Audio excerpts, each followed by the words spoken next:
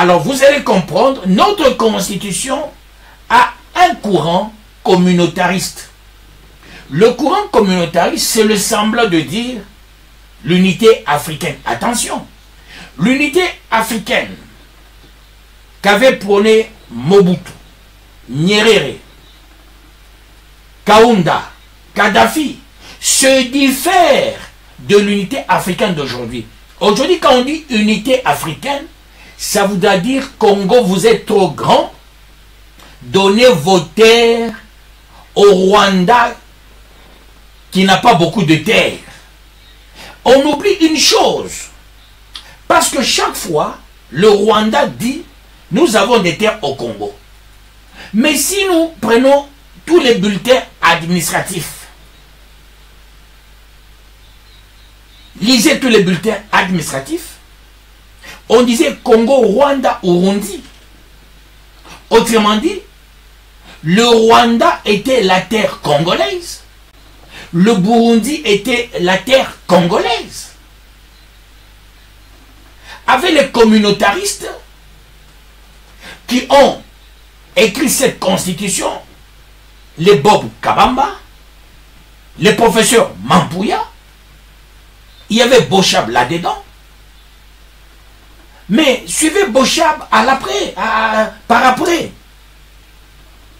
Comment il a motivé la modification de la Constitution de 2011. Il a dit, j'étais là à la rédaction. Ça, c'est une constitution des belligérants. Mais quand les gens continuent à dire que ce n'est pas la constitution des belligérants, je dis, c'est la mauvaise foi. Un belligérant,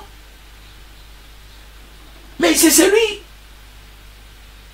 qui était le détenteur des armes.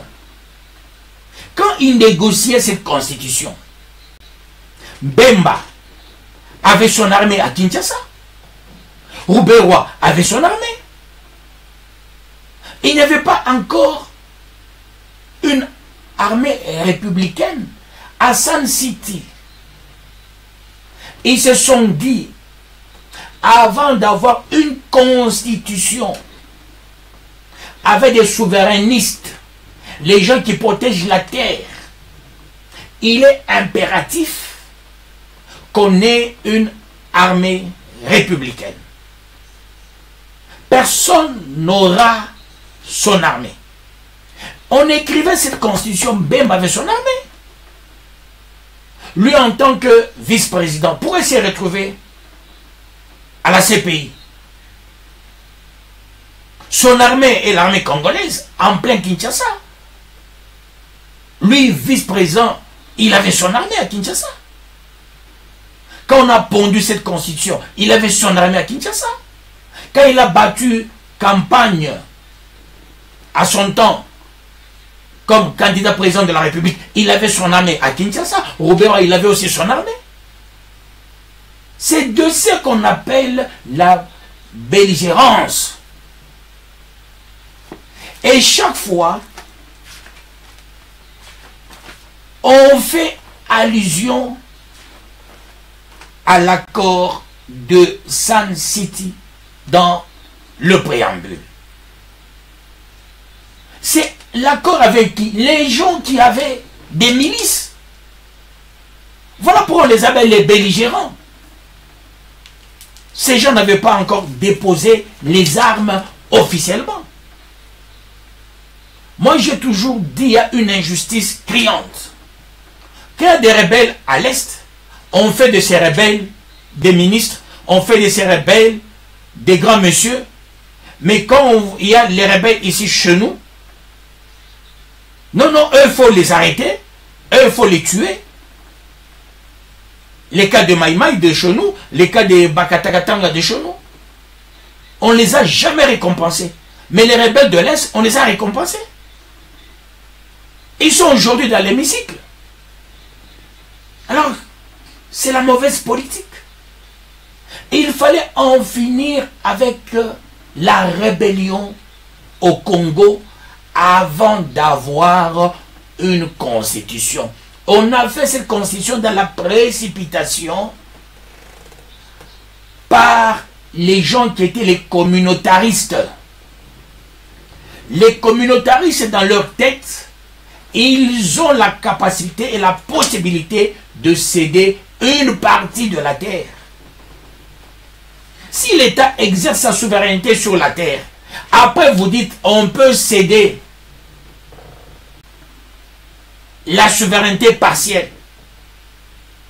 Comment on définit un État s'il n'y a pas souveraineté, s'il n'y a pas territoire, s'il n'y a pas population? Nous devons nous dire la vérité, chers intellectuels. Disons-nous aussi la vérité. La science évolue. Hier, il y avait combien de doctrinaires? Aujourd'hui, on en a beaucoup. J'avais suivi le professeur Banyakou, un grand politologue, un monsieur hautement crédible. Lui, en 2011, il a dit, pas question, il ne faut pas qu'on touche à l'article 220.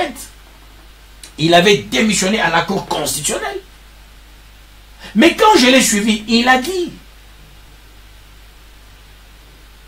dans notre constitution, il y a l'apport extérieur. Il a dit, Bochab, qui était le directeur de cabinet, il était le président de l'Assemblée nationale, il était secrétaire du PPRD. Mais qu'est-ce qu'il avait dit? Il a sorti même un livre.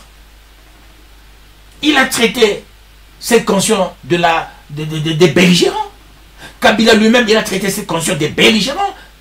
Il était impératif qu'on la change. C'est l'opposition de l'époque qui avait barré la route. Malgré ça, dans ses prérogatives constitutionnelles, il a modifié la Constitution.